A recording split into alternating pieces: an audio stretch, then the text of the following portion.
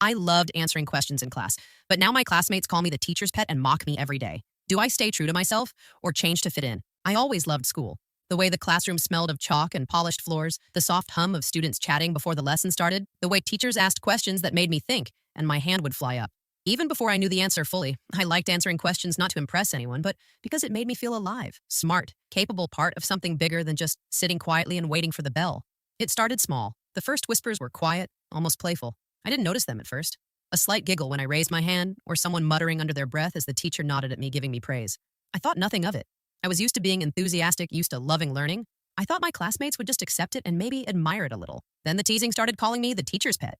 At first, I laughed along, thinking it was a joke. Harmless. Then I noticed the way they looked at me when I spoke, a mixture of mockery and disbelief, like loving school was some kind of crime. My cheeks burned, and I started to hesitate for a moment before raising my hand, but only a moment because my passion for learning outweighed my fear of whispers. The first time someone outright laughed when I answered a question, I froze for a heartbeat. Their laughter bounced off the walls like a warning. I tried to smile it off my hands, shaking slightly. I told myself it didn't matter. My love for learning was stronger than their jokes, but inside, a small voice whispered, maybe I was trying too hard. Maybe I should tone it down, blend in, and not stand out too much. I walked back to my seat after the question, feeling eyes on me, some curious, some critical. I could feel the tension, a current moving through the classroom. I could hear soft whispers like a low tide, brushing against me, the words, teacher's pet trying too hard, mocking me not openly. Just enough for me to feel it. Not enough to stop me from answering the next question, but enough to make my heart pound a little faster than usual. At lunch, I sat with my friends trying to laugh and act normal, but my mind replayed the classroom. Every giggle, every glance, I noticed one girl pointing subtly at me, then smirking at her friend, and I realized this wasn't going away. It was spreading a subtle game of judgment that I hadn't asked to play but had entered. The moment I raised my hand with enthusiasm, I wanted to be smart. I wanted to participate. I wanted to feel proud. And now pride felt risky. I wondered what to do. Do I stay exactly as I am? Continue to raise my hand, answer every question, smile at the teacher, and embrace my love for learning? Or do I hide a little tone? It down, lower my hand when I know the answer? Let the laughter roll over me and blend in like everyone else? Maybe if I did that, the whispers would stop. Maybe I could escape this small storm that was growing bigger every day. I clenched my notebook in my lap, thinking about tomorrow, about the next question I would answer, the next smile I would give the teacher, and the next whisper that would follow. I wanted to stay true to myself, and I didn't know if that courage would be enough or if trying hard would become the very thing everyone hated. Would you keep raising your hand and participating if classmates started calling you a teacher's pet, or would you tone it down? The next day, I walked into class feeling a little heavier than usual, my backpack pressing against my shoulders as if reminding me of the whispers I knew were waiting. The classroom buzzed with quiet conversations and shuffling papers. The teacher greeted us warmly, but I couldn't shake the feeling that something had shifted and all eyes were on me in a way that wasn't entirely kind. I raised my hand for the first question and almost froze. The teasing had already begun. Whispers bouncing softly like a tide. Rolling in, someone snickered and muttered, teacher's pet again. My stomach twisted, but I couldn't stop myself. My love for answering the question outweighed my fear of ridicule. I spoke clearly. Even though my hands shook, I could feel the glares from a few students. Their eyes sharp like daggers, but my words were steady. It wasn't just the whispers anymore. They started pointing out every time I got a question, right? Exaggerating it with dramatic sighs or rolling their eyes when I gave an answer. Even when it was a thoughtful question and I knew the answer correctly, they laughed and shook their heads as if my knowledge was a crime. It was subtle but persistent, and I felt the walls of the classroom closing in a little more each day. During group work, the problem became worse. Some classmates avoided pairing with me. Others whispered as I walked by.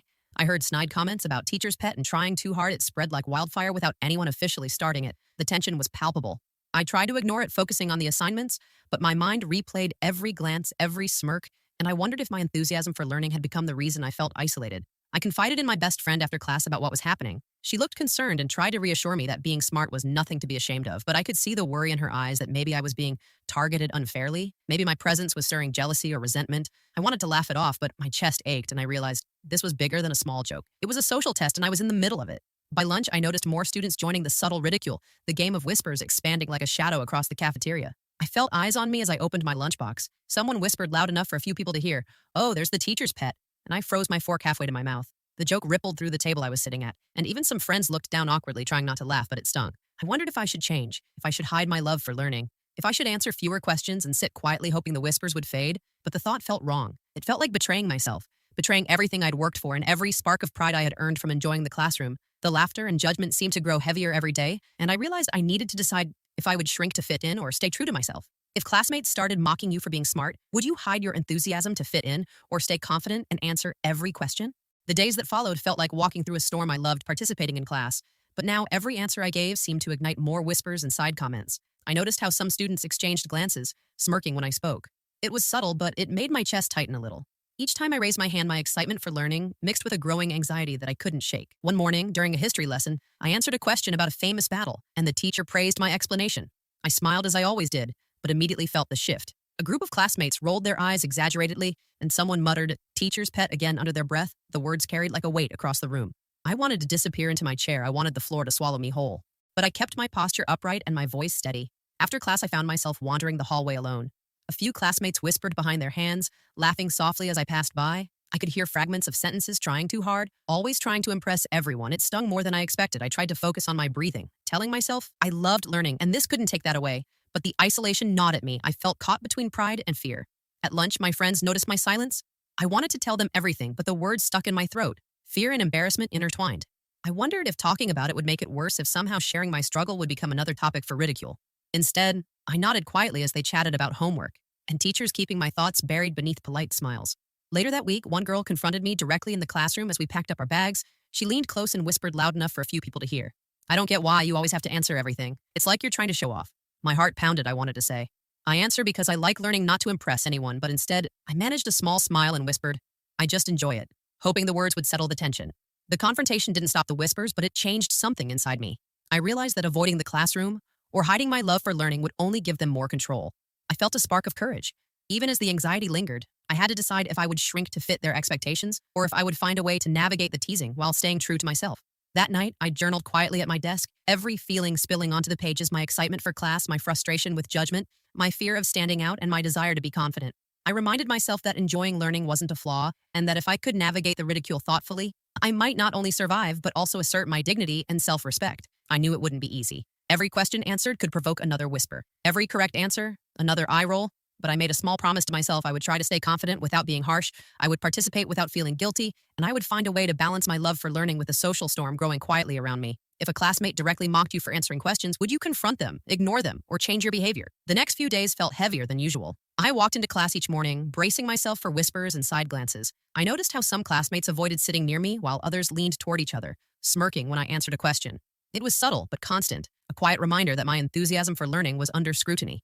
During group projects, I felt the tension more than ever. Some students deliberately ignored me when forming teams, while a few others offered hesitant invitations with awkward smiles. I realized quickly that high school was a complicated mix of social power and fear, and that being confident in the classroom often came with unintended consequences. I decided to confide in my closest friend, Mia. She had always been supportive and fair, and as we sat under a tree during lunch, I explained everything: the whispers, the mocking, the teacher's pet remarks. Her expression shifted between concern and anger, and then she smiled reassuringly, saying, "You don't deserve this, and I'll be by your side." I felt a small relief wash over me, knowing I wasn't completely alone. With Mia's encouragement, I tried to identify others who might be quietly supportive. We noticed subtle cues. Some students rolled their eyes at the teasing or looked uncomfortable when others mocked me in whispers. Perhaps they were intimidated by the social dynamics or simply disagreed. But I realized not everyone was against me quietly. Some allies were there if I paid attention. In class, I started taking small steps. I continued to raise my hand, but I tried to engage more conversationally rather than just answering quickly. I smiled at supportive classmates and acknowledged small gestures of encouragement. I didn't want to hide my enthusiasm, but I also wanted to show that learning could be shared and inclusive, not threatening or alienating. Despite these efforts, the teasing persisted. Some classmates became more bold in their remarks, trying to provoke reactions. I felt my heart pound during lessons and occasionally hesitated before answering a question, but I reminded myself of why I participated in the first place. It wasn't to impress anyone. It was for the joy of understanding, for the thrill of discovery, and for proving quietly to myself that my confidence mattered more than their whispers. Mia helped me craft subtle strategies. I would answer questions thoughtfully and with clarity, but avoid drawing unnecessary attention. I would smile at encouraging classmates and focus on the teacher's feedback rather than peers' reactions. Slowly, over a few days, I noticed the impact it had. My resilience strengthened, and small pockets of support began to emerge. Students who had been hesitant to speak with me started participating alongside me, and their quiet acknowledgement reminded me that I wasn't completely alone. By the end of the week, I realized that navigating the classroom was about balance, staying true to myself while being aware of social dynamics, finding allies who quietly supported me, and focusing on my love for learning rather than the whispers around me. I felt a sense of empowerment slowly building inside me, that perhaps standing tall didn't mean standing alone. Would you try to find allies if classmates mocked you or face the teasing completely on your own? It didn't take long before the whispers turned into something louder. I noticed it during lunch when I passed by a group of classmates giggling and nudging each other. Some of them glanced in my direction and then muttered, "Teacher's pet trying too hard." My stomach sank. I realized quickly that the teasing had begun to ripple beyond the classroom, and now I wasn't just dealing with side remarks, but with rumors spreading quietly through the school. I tried to ignore it at first, but it became impossible when friends started asking if the stories were true, and I saw the curious glances in hallways and during classes. Even students I didn't know seemed aware of the narrative being built around me. It was exhausting having to navigate both my desire to participate and the pressure of being watched constantly. I clenched my notebook tighter during lessons, hoping that my answers wouldn't be dissected and mocked further. Mia noticed how tense I was becoming and suggested we observe who was actually participating in spreading the rumors versus who was simply following along. I started paying closer attention in class, noticing subtle signs, a whisper here, a chuckle there, a glance exchanged between students. It was a social game I hadn't asked to play, but now I had to understand the rules to survive without losing my love for learning. I realized quickly that some of the most vocal students who mocked me were seeking attention or validation from their peers. Others seemed to be using me as an easy target to bond over in groups. It wasn't personal in the sense that it wasn't about my character. It was about perception and social dynamics, and yet it hurt deeply because it made every choice to participate feel like a risk. One afternoon, a particularly bold student approached me after class and whispered in a tone that was meant to intimidate. "You think you're so smart, but everyone's talking behind your back?" I felt my chest tighten and my heart race, but I managed to smile and respond calmly. "I just enjoy learning." She said nothing more and walked away, but I could feel the tension linger in the classroom like a shadow that wouldn't lift. I started to notice small changes in my behavior, consciously pacing my participation, answering fewer questions in a row, and sometimes waiting to see if anyone else wanted to answer. First, I hated having to think about timing my enthusiasm, but I realized that surviving high school sometimes meant learning the subtle art of self-preservation without sacrificing your identity completely. During lunch, I talked with Mia about the rumors and how to handle them. She reminded me that I didn't owe anyone an explanation, and that my confidence was stronger than any whisper. I nodded, but couldn't shake the feeling that being outspoken and enthusiastic had suddenly become a public spectacle. I felt torn between the joy of participating and the anxiety of being watched and judged. By the end of the week, the rumors had spread further into the school hallways and social circles. I realized that my love for answering questions and participating in class had become a story being told about me rather than an expression of my curiosity. It was overwhelming, but I reminded myself that staying true to who I was and finding quiet allies could help me navigate this backlash without losing my voice.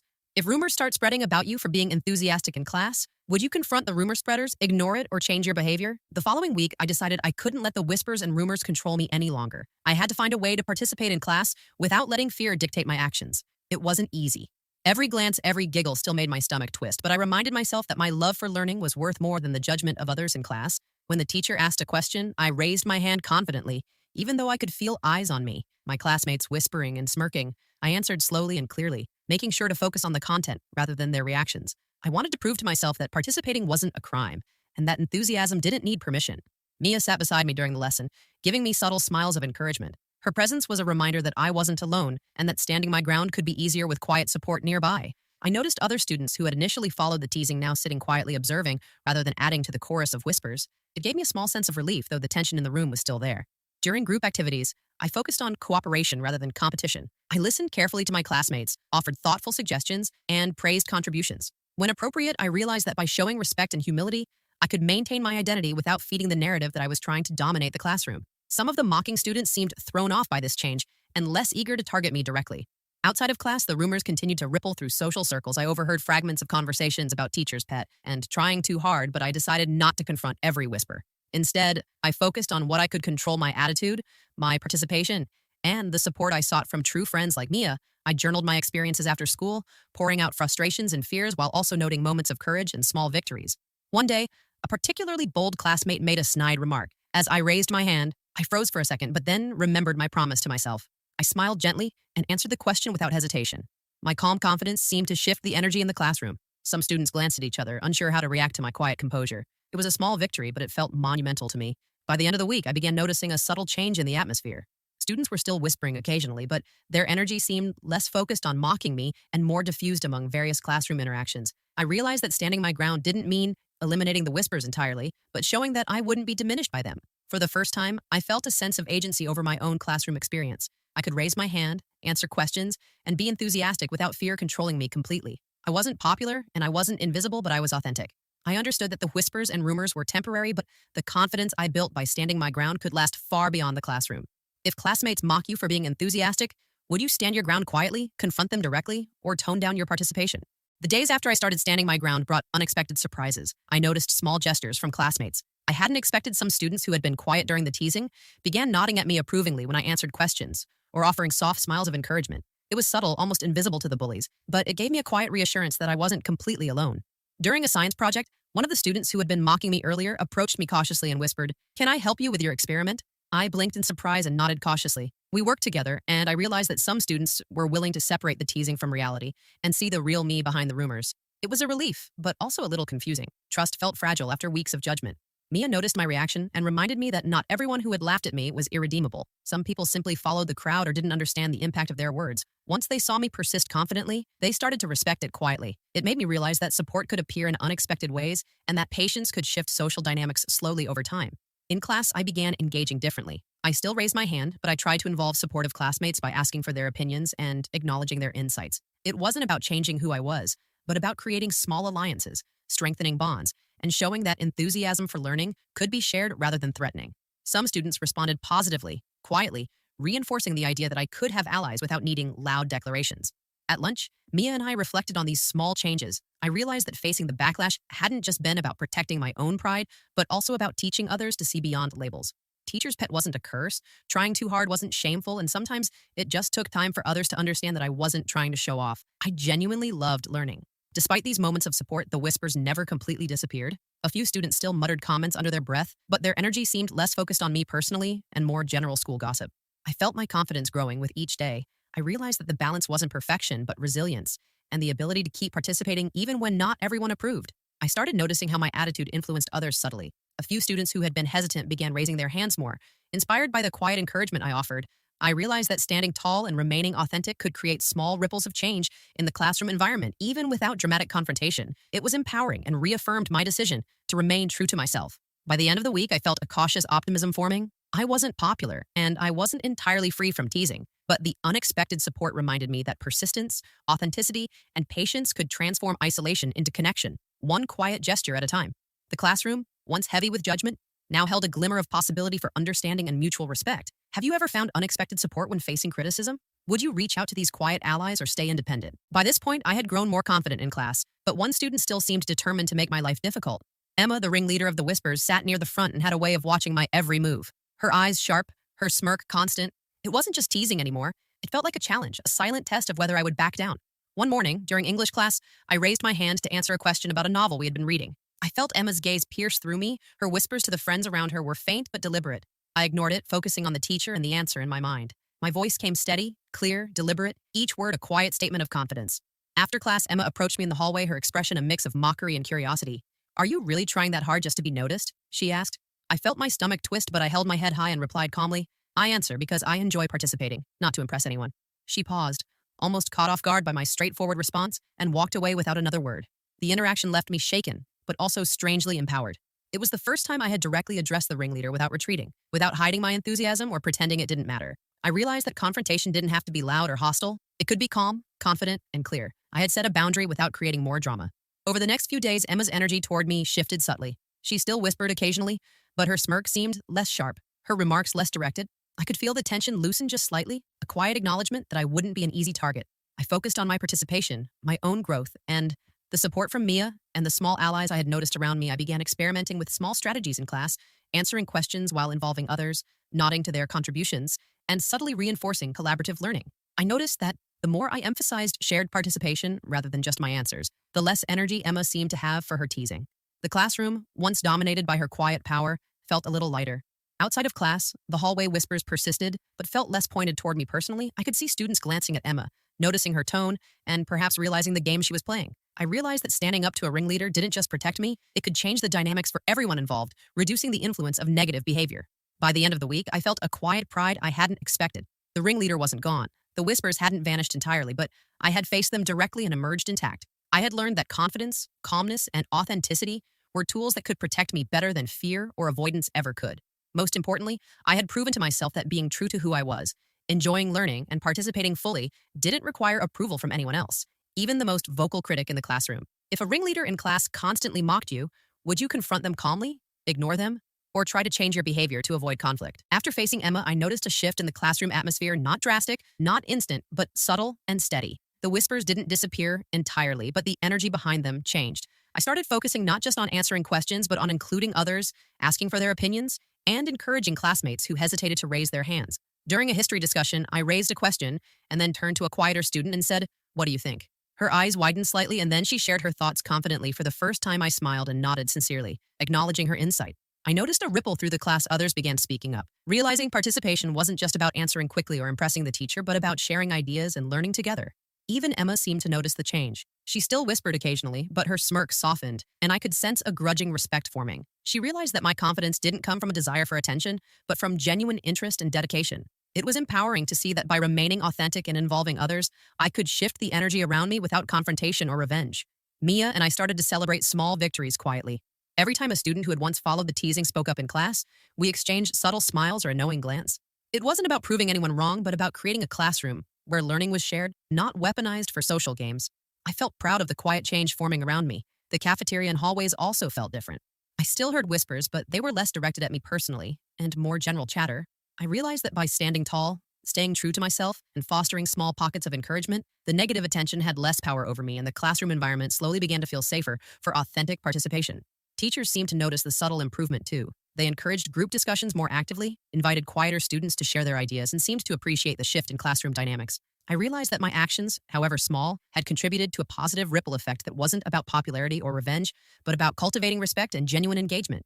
By the end of the week, I felt a sense of accomplishment, not because the teasing had stopped completely, but because I had navigated the situation thoughtfully. I had learned to balance confidence with inclusion, persistence with patience, and authenticity with social awareness. The classroom no longer felt like a battlefield, but a space where learning could be joyful, collaborative, and respected. Reflecting on everything, I realized that the journey had taught me more than academic knowledge. It had taught me resilience, empathy, strategy, and the power of authenticity. I had faced whispers, rumors, and mockery, and emerged stronger, wiser, and more confident in my ability to navigate challenges both in and out of the classroom. If you could change your classroom environment, would you focus on standing your ground, supporting quieter students, or confronting the bullies? By the final weeks of the semester, I could feel the change I had worked for slowly taking shape. I still loved answering questions in class, still raised my hand with excitement and curiosity, but now there was a quiet confidence behind my participation. I no longer feared whispers or eye rolls because I had learned that my self-worth didn't depend on approval from classmates. Emma's energy toward me had shifted almost imperceptibly. She still made occasional comments, but they lacked the bite they once had and felt more like remnants of old habits than active attempts to mock me. I realized that facing her directly, calmly, and confidently had not only preserved my dignity, but subtly reshaped her perception of me, and perhaps the way others saw her influence Mia remained my steady ally, offering small gestures of support in class, sharing smiles, and quietly reinforcing that I didn't have to face everything alone. Over time, I noticed a few other classmates who had observed the dynamic starting to speak up themselves, encouraging each other, sharing ideas, and participating without fear or judgment. I felt proud, knowing that my authenticity had quietly inspired a ripple effect. I also reflected on myself. I had learned the importance of balancing enthusiasm with awareness of social dynamics. I didn't have to hide my excitement for learning, but I could channel it thoughtfully, encouraging others and creating a classroom environment where everyone could thrive. This balance gave me a sense of control, empowerment, and pride I hadn't felt at the start of the year. Outside the classroom, life felt lighter too. The whispers in hallways became background noise rather than an oppressive force. I realized that confidence was contagious, and that by remaining true to myself, I could influence my social environment without being aggressive or confrontational. I had earned respect not by dominating others, but by staying authentic and consistent. On the last day before the semester break, I raised my hand to answer a challenging question in front of the whole class. I felt a quiet calm as I spoke clearly and thoughtfully. There was no mocking laughter this time, only attentive listening and subtle nods of appreciation from classmates. The small gestures of support and respect I had nurtured over weeks made me feel connected, proud, and validated. Reflecting back, I realized that being labeled a teacher's pet had been difficult, but it had taught me resilience, courage, and the power of authenticity. I had faced whispers, rumors, and mockery, and had chosen to respond thoughtfully rather than shrink, ignore, or retaliate. I had found allies, navigated social challenges, and quietly reshaped the classroom dynamics. In the end, I had not only preserved my love for learning, but strengthened my confidence and earned respect from classmates, teachers, and most importantly, myself. I understood that standing tall, remaining authentic, and fostering subtle support could turn even a difficult environment into a place of growth, connection, and personal triumph. I smiled quietly at the classroom around me, knowing that while not everyone would ever understand or approve of my enthusiasm, I had learned the most important lesson of all. Confidence and authenticity were far stronger than whispers or judgment. Would you stay true to yourself and your passions even if classmates judged you? Or would you change to fit in?